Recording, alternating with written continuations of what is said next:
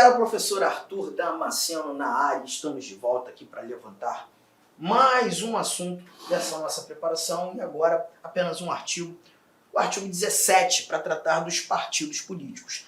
É um bloco simples de estudo, mas apenas importante levar em consideração alguns detalhes aqui que são particulares. Bom, a gente já começa fazendo a leitura do nosso caput, dizendo: é livre a criação, fusão, incorporação e extinção de partidos políticos, resguardados a soberania nacional, o regime democrático, o pluripartidarismo, os direitos fundamentais da pessoa humana e observados os seguintes preceitos. Então aqui a gente está percebendo alguns valores que devem ser levados em consideração quando da criação, da fusão, da incorporação e extinção de partidos políticos, né? Por exemplo, a soberania nacional, que é um dos fundamentos da República Federativa do Brasil. A soberania do nosso Estado maior deve ser sempre respeitado, por óbvio. E os direitos fundamentais da pessoa humana, os direitos fundamentais que nós temos, inclusive, um bloco, um título do texto constitucional que trata disso, que é o título 2, que vai do artigo 5º ao próprio artigo 17. Então, os vários direitos de liberdade, as várias proteções e garantias fundamentais, tudo isso deve ser levado em consideração. Regime democrático é o nosso regime que determina, que todo poder emana do povo. E, para mim, o mais importante, por isso que eu estou tratando de todos eles, o pluripartidarismo político. Tome cuidado que o pluripartidarismo político não é aquele fundamento da República Federativa do Brasil. Lembra lá nos princípios fundamentais, quando a gente fala da soberania, da cidadania, da dignidade da pessoa humana, valores sociais do trabalho, livre iniciativa e o pluralismo político? Cuidado que o pluripartidarismo político é diferente do que nós chamamos de pluralismo político, tá? O pluralismo político remete à ideia de diversidade de ideologia política, ou diversidade de ideologias políticas. No Brasil nós temos pluralismo como fundamento. O pluripartidarismo já não diz respeito às ideologias, mas sim uma pluralidade de partidos políticos. Olha que barato. O pluralismo é princípio fundamental. O pluralismo é princípio fundamental, pois apresentado no artigo 1º, inciso de número 5º da nossa Constituição. Princípio fundamental, fundamento da República Federativa do Brasil. Já o pluripartidarismo político, como nós estamos verificando, está no artigo 17, é um direito, é um princípio inserido nos direitos fundamentais. Lembre-se que os direitos fundamentais nós começamos a estudar no artigo 5º e encerramos no artigo 17. Eu não posso confundir pluralismo e pluripartidarismo. São coisas diferentes, tá? Arthur, e quais são os preceitos que eu preciso levar em consideração? Estão aqui, ó. Deixa eu apagar, para ficar bem nítido aqui o exame. Os preceitos, caráter nacional. Não há a possibilidade de um partido ter caráter regional ou local. Esse partido vai ser criado para funcionar apenas no estado do Mato Grosso, para ter buscar cargos eletivos e ter funcionalidade apenas no município de Cuiabá. Não. O caráter tem que ser nacional. 2. Proibição de recebimento de recursos financeiros de entidades ou governos estrangeiros ou de subordinação a estes, o que ofenderia claramente a soberania nacional, né? Não há possibilidade. Prestação de contas à justiça eleitoral. Lembre-se que os partidos políticos, eles muitas vezes se utilizam muito do fundo eleitoral, dinheiro público. Então é muito importante que essa prestação de contas aconteça. Funcionamento parlamentar de acordo com a lei. O funcionamento parlamentar é a ideia do parlamentar ter a oportunidade de falar, de expor as suas ideias. Até porque se ele é um parlamentar, é porque ele atendeu a uma representatividade. Ainda que seja uma representatividade pequena, aquele partido político não teve tantas cadeiras, apenas 2, 3, 4 deputados, por exemplo, estou falando de deputado, esse indivíduo tem direito de fala. Ele tem, sim, a possibilidade de agir e exercer as suas atribuições como os demais parlamentares de outros partidos gigantescos. Essa é a ideia do funcionamento parlamentar. Bom, o parágrafo 1º é enorme, ele traz para a gente: é assegurada aos partidos políticos a autonomia para definir sua estrutura interna, por óbvio, estabelecer as regras sobre escolha, formação, duração de seus órgãos permanentes e provisórios e sobre sua organização e funcionamento para adotar os critérios de escolha e os regimes de suas coligações nas eleições majoritárias. Peraí, toda a parte inicial fala da autonomia que os partidos políticos têm, né? A capacidade de eles se auto-organizarem internamente, por óbvio, respeitando aqueles preceitos e os valores que nós apresentamos lá no caput do artigo de número 17 e em seus incisos. E aqui, o partido político ele vai ter a oportunidade de escolher as suas coligações nas eleições majoritárias. Mas olha que barato essa parte que vem aqui. Vedada a celebração de coligações, vedada a celebração de coligações nas eleições proporcionais. E quando nós falamos de eleições proporcionais, nós estamos verificando eleições proporcionais. Eleições proporcionais. Nós estamos falando da escolha de deputados federais, estaduais, distritais e a escolha de vereadores, tá? Por quê? Porque quando você elege um deputado, um vereador, você pelo menos digitará 4 vezes, podendo ter que digitar 5 vezes. Né? E esses 2 primeiros dígitos são dígitos dos partidos. Na realidade, a cadeira conquistada pelo parlamentar não é dele, é do partido dele. E ele, como foi bem colocado na lista de candidatos, ele vai ter a oportunidade de sentar em uma dessas cadeiras. Por exemplo, vamos imaginar que no quantitativo de votos que o partido teve, o partido obteve 10 cadeiras. 10 cadeiras. Mas esse partido apresentou 20 candidatos. Então apenas os 10 primeiros colocados desse partido estarão lá.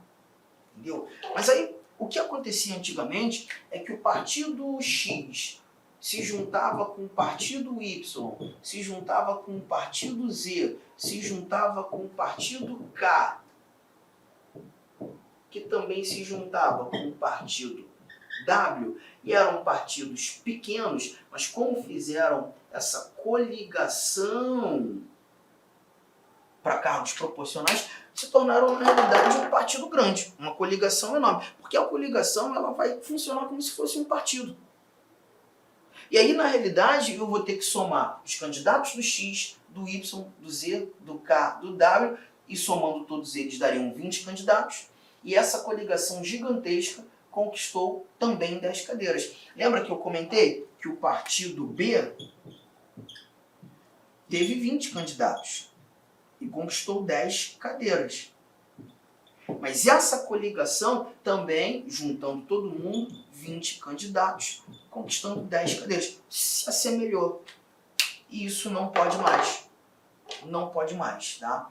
Porque há necessidade de se respeitar a ideologia do partido. E muitas vezes o que vimos eram partidos diversos, com ideologias distintas, se juntando só para conquistar cadeira pra caramba. E isso vinha de encontro àquele campo da representatividade. Então, ó, coligações proporcionais não existe mais.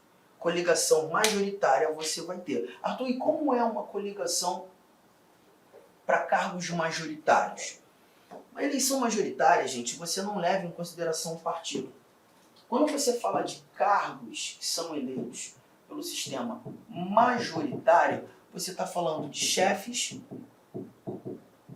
do Poder Executivo e você também está tratando de senadores federais. Quando você elege um chefe de executivo, você digita 2 vezes. Quando você elege um senador, você digita 3 vezes. E aqui nem leva em consideração o partido. Vai ser chefe do executivo mais votado, independentemente do partido dele. Vai ser senador mais votado, independentemente do partido dele. Então, nesse momento, para as eleições majoritárias, você não teria o problema, né, de coligação. E foi justamente isso que que o nosso constituinte apontou, e essa redação ela foi alterada por emenda, porque antes nós tínhamos a possibilidade de coligações proporcionais, isso acabou por emenda. Então, os partidos podem definir suas coligações nas eleições majoritárias, mas é vedada a celebração nas eleições proporcionais, sem obrigatoriedade de vinculação entre as candidaturas em âmbito nacional, estadual, distrital, municipal. Então, isso aqui é um outro detalhe, perceba.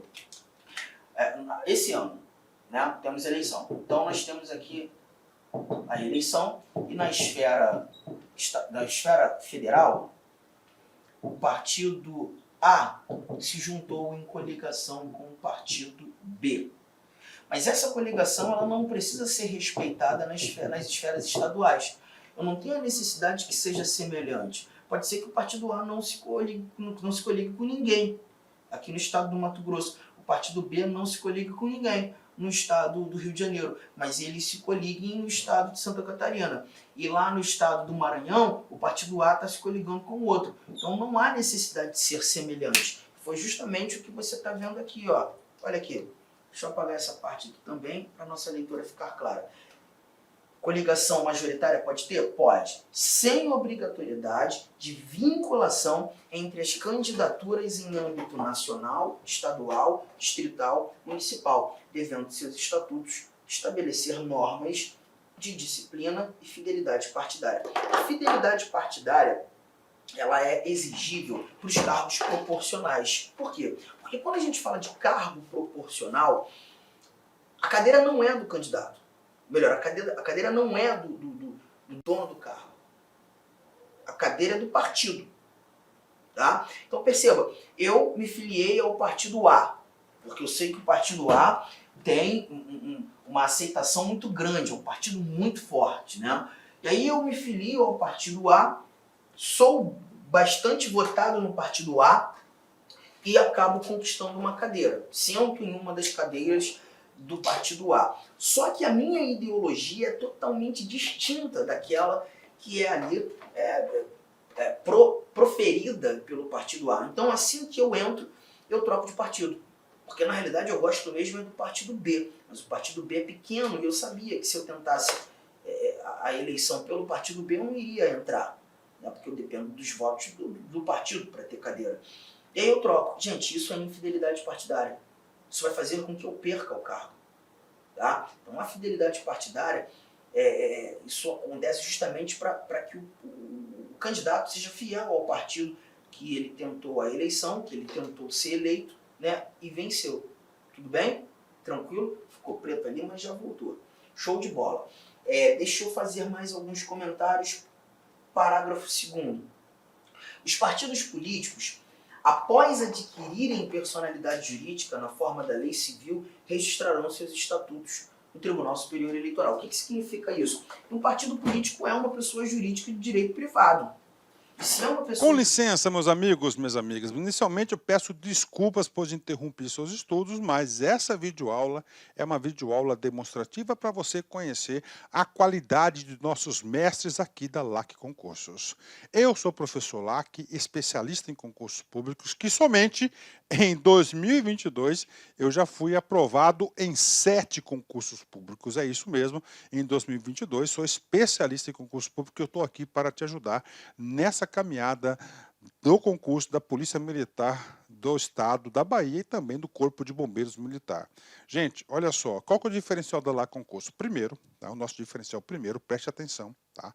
Primeiro, nós temos uma ferramenta pedagógica chamada Personal Coach. Personal significa pessoal, coach significa treinador. Então aqui você tem um treinador pessoal de concursos. Essa metodologia ela é baseada em técnicas de administração e ferramentas de administração, mais precisamente administração por resultados. Ou seja, todo dia você tem uma meta de estudos, é isso mesmo. Todo dia você tem uma meta de estudos.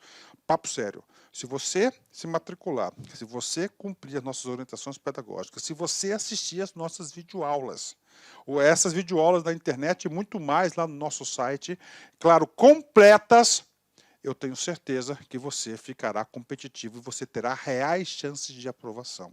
Em 2019, nós tivemos também um concurso aí da PM da Bahia, na qual a gente teve aí dezenas de alunos aprovados.